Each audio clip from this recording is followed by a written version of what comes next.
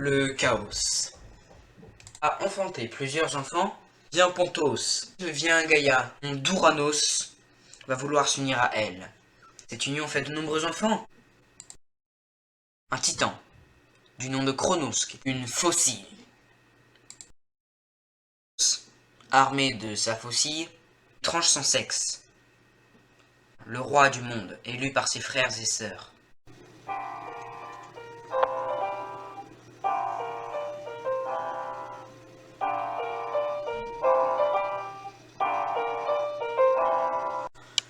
Bonjour à tous, pour cette seconde vidéo, on va parler de l'avènement de Zeus, avec les petits moments mythos. C'est parti. Chronos, souverain puissant, veut des enfants, veut une descendance. Et donc il va donc se marier à sa sœur, Rhea Silvia, qui va bientôt tomber enceinte.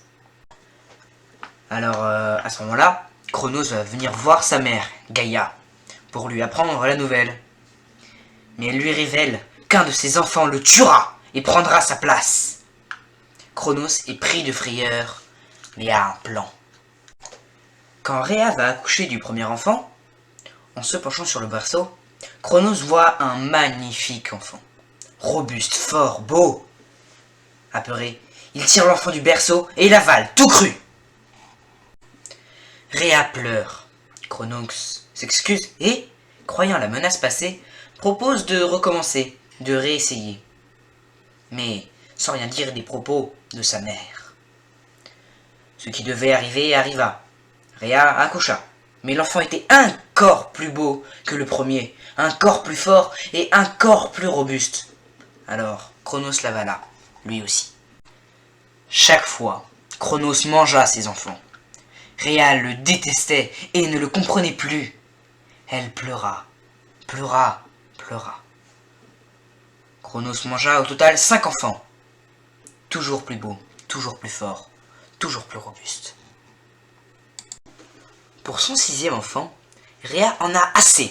Et, dès qu'il fut né, le jeune Zeus fut emporté par une servante qui l'emmena sur l'île où les prêtres de Cybèle résidaient, les Corybantes.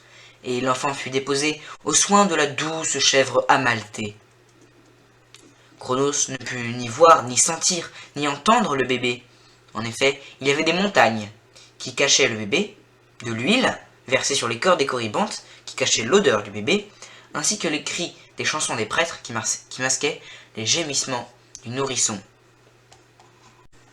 Pendant ce temps, Rhea a trouvé une pierre qu'elle a emmaillotée dans les langes du bébé. Elle le présente à Chronos, qui le gobe aussitôt. Jouant la comédie, Rhea pleure, s'énerve, insulte son mari, qui reste de marbre.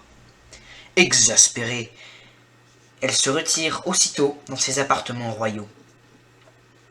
Zeus est en sécurité, et elle a rarement été aussi heureuse. Les années passent. Zeus grandit, et Rhea va parfois le voir.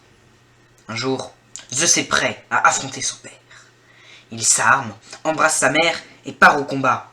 Mais, apprenant sur le chemin les exploits de son père, avec notamment la mort de Ouranos, il se ravise et choisit plutôt la ruse.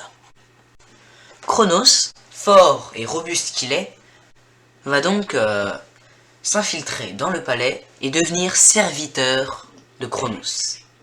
Petit à petit, il va s'approcher de lui et va devenir de plus en plus proche.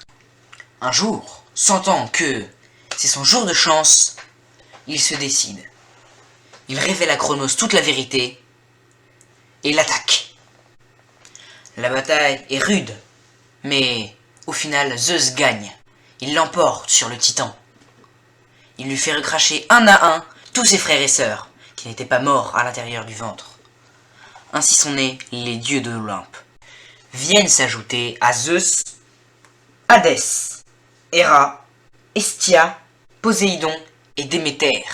Ils forment, à eux, les 6 premiers dieux de l'Olympe.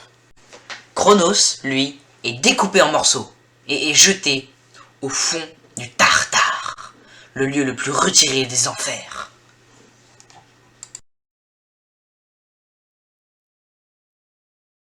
Merci d'avoir regardé cette vidéo. Si ça t'a plu, n'hésite pas à mettre un pouce bleu et à t'abonner en activant la cloche pour recevoir toutes mes prochaines vidéos.